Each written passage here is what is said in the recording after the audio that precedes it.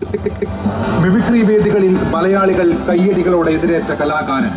ഓരോ കലാവേദിയെയും എണ്ണമറ്റ കാണികളെയും 2.5 പതിറ്റാണ്ടുകളായി പൊട്ടിച്ചിരിപ്പിച്ചുകൊണ്ടിരിക്കുന്ന കൊമേഡിയൻ. ഇന്ത്യക്കകത്തും പുറത്തുമായി നിരവധി വേദികളിൽ തന്റെ സ്വതസിദ്ധമായ ശബ്ദാനുകരണം കൊണ്ട് പൊട്ടിച്ചിരിയുടെ പ്രതിരൂപമായി. കുറച്ചു സമയത്തിനുള്ളിൽ ഏറ്റവും കൂടുതൽ കലാകാരന്മാരുടെ വോയിസ് ഇമിറ്റേറ്റ് ചെയ്ത ഒരു റെക്കോർഡ് ഇദ്ദേഹത്തിന്റെ പേരിൽ തന്നെയാണ്. നല്ലൊരു വേദിയോടെ ഇൻവൈറ്റ് ചെയ്യുന്നു കലാഭവൻ സുധി.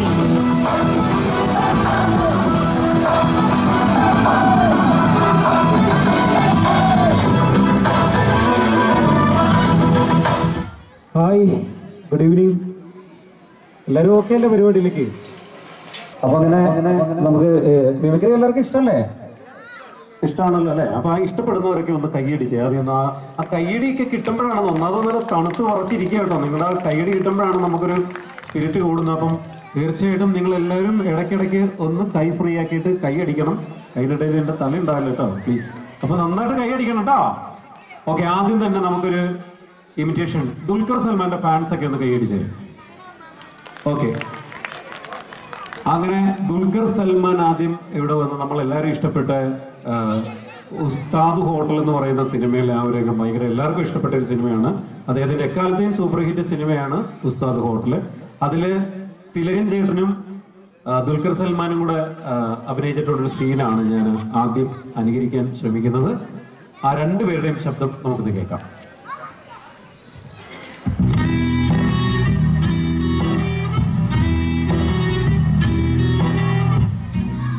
ഓരോ സുലൈമാനിയും ഒത്തിരി മുഹബത്ത് വേണം. അത് കുറിക്കുമ്പോ ലോകം ഇങ്ങനെ പതുക്കെയായിട്ട് വന്ന് നിൽക്കണം. ഇങ്ങനെ മുഖത്തിന്റെ കഥയെന്നുള്ളത് ഉപ്പാക്ക് മുഖത്തുണ്ടായിരുന്നു അനക്കെന്നറിയ ഇത്ര ഉറപ്പ്. അത് സുലൈമാനി കുടിച്ചാൽക്കല്ലേ അതിന്റെ രുചിയറിയാവുള്ളൂ. എന്റെ 18-ാം വയസ്സില് ഞാൻ ഉസ്താദിന്റെ കൂടെ ചെന്ന കൊല്ലം മൗലവിന്റെ മോളുടെ നിക്കാഹിനെ ബിരിയാണി ഉണ്ടാക്കാൻ കൂടിയ ബിരിയാണി ചെമ്പിന്ന് കണ്ണു കിട്ടിയപ്പോ നെടുവാതിൽ ഒരു ഹോമിനെ കണ്ടു. വീട്ടിലെടുത്ത് കിളിയെ പോലെ എന്റെ നെഞ്ചിൽ എന്തോ വല്ലാണ്ട് പിടയ്ക്കാൻ തുടങ്ങി. അതുവരെ ഉണ്ടായിരുന്നതെല്ലാം അഭിഷേക്ക് വന്നു നിന്ന പോലെ. ആരായിരുന്നു? മൗലവിന്റെ മോള്. ഓളുടെ നിക്കാഹിനല്ലേ നമ്മളൊന്ന് ബിരിയാണി വെക്കാൻ പോയത്. എന്നിട്ട് എന്താവാൻ ഇങ്ങനെ ബിരിയാണി കഴിച്ചോള് നിക്കാഹിച്ച് പോയല്ലേ. വളരെ പൈസി ആ ഊരി ആരാന്നറിയോ എനിക്ക്? Thank you. ഈ നല്ല തണുത്ത കൈയടിക്ക് എനിക്ക് ഒരുപാട് സന്തോഷം പറഞ്ഞുകൊണ്ട് വീണ്ടും ചൂട് കൈയടിക്ക് വേണ്ടിയിട്ട് അടുത്ത താരത്തെ ഇമിറ്റേറ്റ് ചെയ്യാൻ പോകണം. മറ്റാരുമല്ല, ഇനി ഒരു വൈദികനെയാണ് ഞാൻ ഇമിറ്റേറ്റ് ചെയ്യാൻ പോകുന്നത്. അതുകൊണ്ട് നിന്നുകൊണ്ട് എന്തോരം കോമഡി പറയുന്ന ഒരാളാണെന്ന് മിമിക്രിയിൽ പോലും ഇല്ല ഇത്രയും കോമഡി പറയുന്ന ഒരു വ്യക്തി. അതാ മറ്റാരുമല്ല, നമ്മുടെ കാപ്പിപ്പൊടി അച്ഛനെന്ന് അറിയപ്പെടുന്ന ഫാദർ ജോൺസൺ പുത്തമ്പരക്കൽ. അച്ഛൻ്റെ ഫോട്ടോ അതിൽ കാണിച്ചു തരാം. ഇതാണ് ആ അച്ഛൻ. കണ്ടിട്ടില്ലേ ഈ അച്ഛൻ്റെ പ്രസംഗം? യൂട്യൂബിലൊക്കെ ഭയങ്കര ഹിറ്റല്ലേ, ചാനലുകളിലും ഒക്കെ. അദ്ദേഹത്തിൻ്റെ ഒരു സംഭാഷണത്തിൻ്റെ ശകലം അവതരിപ്പിക്കാം. മഹിളാ സമാജത്തിന്റെ മീറ്റിങ്ങിന് പോയിട്ട് വന്ന അമ്മയോട് 4 വയസ്സുള്ള മോൻ പറഞ്ഞു, എൻ്റെ അമ്മയെ എന്നാടാത്ത് ചോദിച്ചു. അപ്പൻ ഭയങ്കര സാധനമാട്ടോ. എന്നാടാ? അമ്മ മഹിളാ സമാജത്തിന്റെ മീറ്റിങ്ങിന് പോയപ്പോ അപ്പനുണ്ടല്ലോ അടുക്കളക്കാരി അമ്മണിയില്ലേ പോവാ. എൻ്റെ അമ്മയെ അമ്മ പറഞ്ഞു, പോയി ഇപ്പം പിന്നണ്ട, രാത്രി കഞ്ഞി കുടിക്കാനിരിക്കുമ്പോ അപ്പനിരിക്കുമോ പറഞ്ഞാൽ മതിയെന്ന്. രാത്രി കഞ്ഞി കുടിക്കാനിരിക്കുക. ഇരിക്കുന്ന സമയത്ത് അമ്മ പയ്യെ ചൊല്ലി പറഞ്ഞേടാ, അപ്പൻ അടുക്കളക്കാരി അമ്മണി പറയടാ പറ. അപ്പൊ മോൻ പറഞ്ഞു, എൻ്റെ അമ്മയെ അപ്പം കാലേ ചവിട്ടി. മിണ്ടല്ലേ മിണ്ടല്ലേ എന്ന് പറഞ്ഞു. അപ്പം കാലേ ചവിട്ടുന്നു, ഞാൻ എങ്ങനെയാ അമ്മയെ പറയുക? അമ്മ പറയടാന്ന് പറഞ്ഞു വീണ്ടും ചൊല്ലി. അപ്പൊ അവൻ പറഞ്ഞു, ഞാൻ അങ്ങ് പറയുക. എൻ്റെ അമ്മ മഹിളാ സമാജത്തിന്റെ മീറ്റിങ്ങിന് പോയപ്പോ അപ്പൻ അടുക്കളക്കാരി അമ്മണിയുടെ കൂട്ടത്തിൽ ഇന്നാളി അപ്പൻ ബാംഗ്ലൂരിൽ കച്ചവടത്തിന് പോയപ്പോ അമ്മ കറവക്കാരൻ പാപ്പച്ചന്റെ കൂടെ എന്തെല്ലാം കാണിച്ചോ അതെല്ലാം അപ്പനും കാണിച്ചു എന്ന്.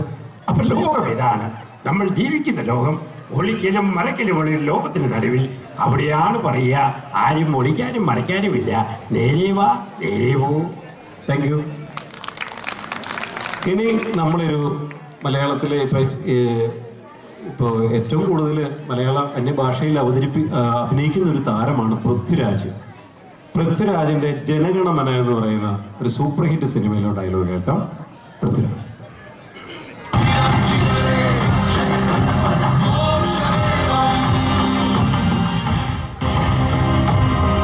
ഒരു പട്ടിയെ കൊന്നാൽ ചോദിക്കാൻ മനുഷ്യനുള്ള ഈ രാജ്യത്ത് ഒരു മനുഷ്യനെ കൊന്നാൽ ചോദിക്കാൻ ഒരു പട്ടിയും വരില്ലെന്ന വിശ്വാസം എവിടുന്ന് വന്നു? ചോദ്യം ചോദിക്കുന്നവരെ നിശബ്ദരാക്കുന്ന രാഷ്ട്രീയം, വിരൽ ചൂടുന്നവരെ വിലങ്ങണിയിക്കുന്ന രാഷ്ട്രീയം. പക്ഷേ എത്ര നിശബ്ദരാക്കിയാലും ഏത് തുറങ്കിലടച്ചാലും ചോദ്യം ചോദിക്കുക തന്നെ ചെയ്യും, ഉത്തരം തന്നെ പറ്റൂ. കാരണം ഈ രാജ്യം ഒരുത്തന്റെയും തന്തയുടെ വകയല്ല. ഇത് നമ്മുടെ രാജ്യമാണ്, നമ്മുടെ രാജ്യം.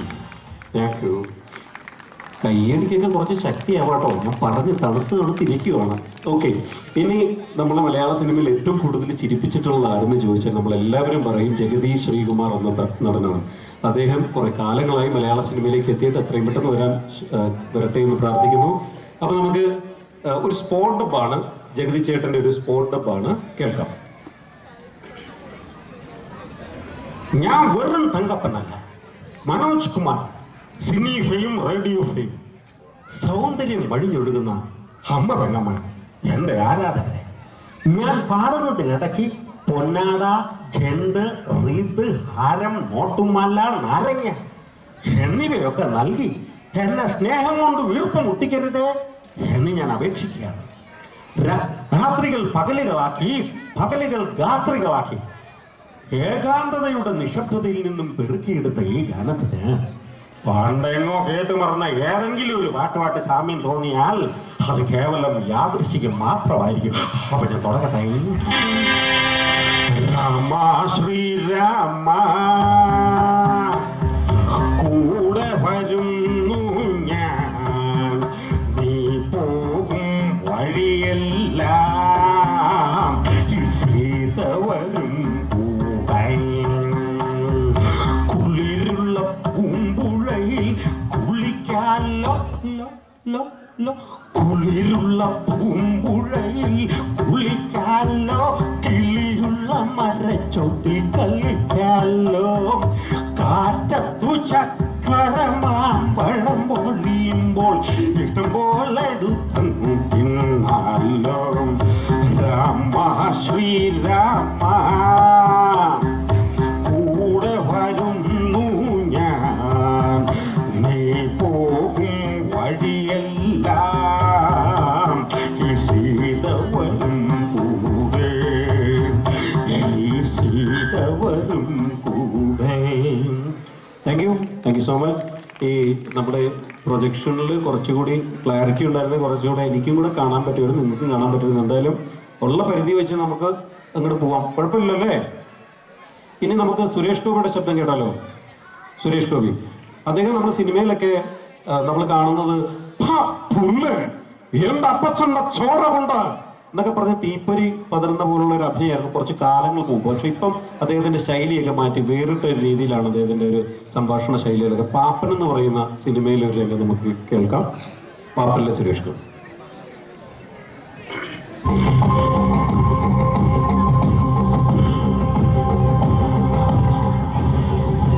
ഞാൻ ചെയ്ത ശരികളിൽ തെറ്റുകളുണ്ട്, എന്റെ തെറ്റുകളിൽ ശരികളും. കേരളത്തിലെ 485 സ്റ്റേഷനിലെ 49,000 പോലീസുകാർ ഒരുമിച്ചിറങ്ങി.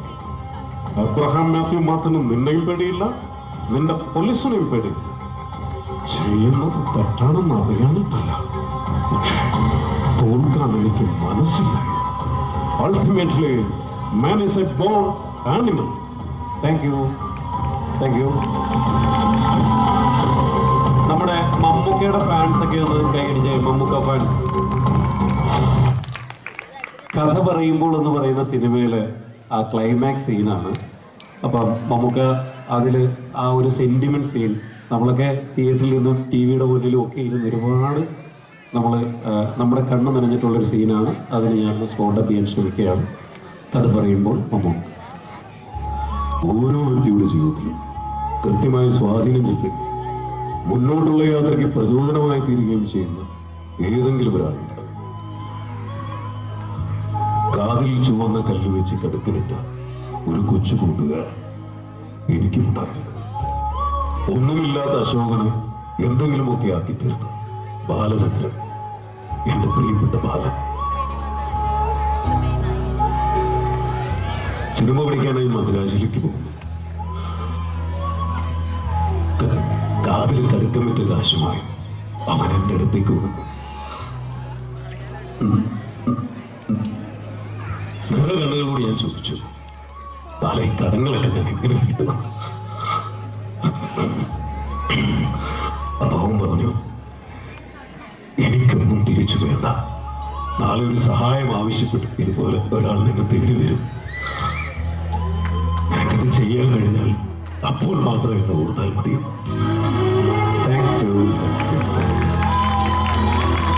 എനിക്കിത് പറയുമ്പോൾ എൻ്റെയും കണ്ണു നിറഞ്ഞുപോയി. ഇനി നമുക്ക് ദൃശ്യം സിനിമയിലെ ലാലേട്ടൻ്റെയും സിദ്ദിഖിക്കയുടെയും ഒരു കോമ്പിനേഷനും കൂടെ നമുക്ക് നോക്കാം. ദൃശ്യത്തിലെയും ക്ലൈമാക്സ് സീനാണ്, കേൾക്കാം. അമേരിക്കയിലുള്ള ഞങ്ങളുടെ സഹോദരങ്ങളുടെ അടുത്തേക്ക് പോകുന്നതിന് മുമ്പ് വരുന്നതിന് എന്താണ് സംഭവിച്ചെന്ന് അറിയണം തോന്നി. കാരണം ഓരോ ഫോൺ കോളുകളിലും ഒരു കോളിംഗ് ബെല്ലുകളിലുമൊക്കെ അവന്റെ ശബ്ദമേടാണ് ഞങ്ങളുടെ കാതിലൊന്നും പതിക്കുന്നത്. അതിൻ്റെ പ്രതീക്ഷയും നിരാശകളുമൊക്കെ താങ്ങാനാകാത്തോണ്ട് ചോദിച്ചു പോവുക, ഞങ്ങളിനി അവന് വേണ്ടി കാത്തിരിക്കണോ? നിങ്ങൾ വലിയ മനുഷ്യനാണ്. നിങ്ങളുടെ ഹൃദയ വിശാലതയൊന്നും എനിക്കില്ല. ഞാൻ ഒരു സാധാരണക്കാരനാണ്. എൻ്റെ ഭാര്യയും മക്കളും അടങ്ങുന്ന ഒരു കൊച്ചി ലോകം, അതാണ് എൻ്റെ കുടുംബം. അതിനപ്പുറത്തേക്കൊരു ലോകം ഞാൻ സ്വപ്നം പോലും കണ്ടിട്ടില്ല. ആ സ്വകാര്യതയിലേക്ക് ക്ഷണിക്കപ്പെടാതെ ആത്മീയം ഞങ്ങളുടെ കുടുംബം ശിഥിലമാക്കാത്തിൽ പുള്ളരത്. ഞങ്ങളുടെ യാചനകളൊന്നും അവ ചെവിക്കൊണ്ടില്ല. എന്ത് ചെയ്യണമെന്നറിയാതെ നിന്ന വെപ്രാളത്തിൽ പറ്റിപ്പോയൊരു ചെറിയ കൈബദ്ധം. ഇടയിൽ ഒരിക്കലും തിരിച്ചു വരില്ല എന്ന ഉറപ്പോടെ എന്നേക്കുമായി ആ വ്യക്തിയെ ഞങ്ങൾ മടക്കി അയച്ചു.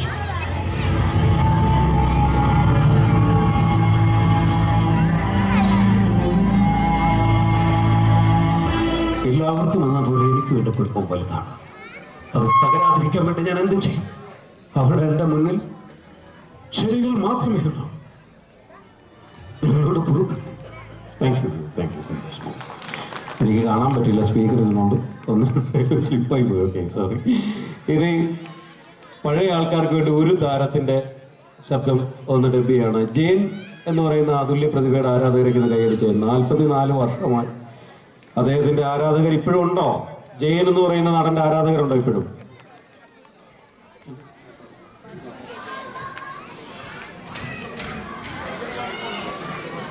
ഓക്കെ, അപ്പം നമുക്ക് ജെയിൻ സാറിൻ്റെ ഈ ഒരു അനുകരണം കൂടെ നമുക്ക് കേൾക്കാം. ഓക്കെ, ശരി.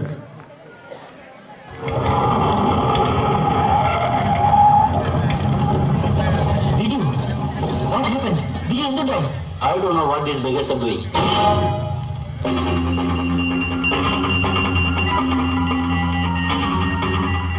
What did you say? Because maybe we are poor, coolies, polyplos, but we are not beggars. You enjoy this status in life because our set of blood. Let it be the last time. If you dare to say that word once more, I will pull out a bloody tongue.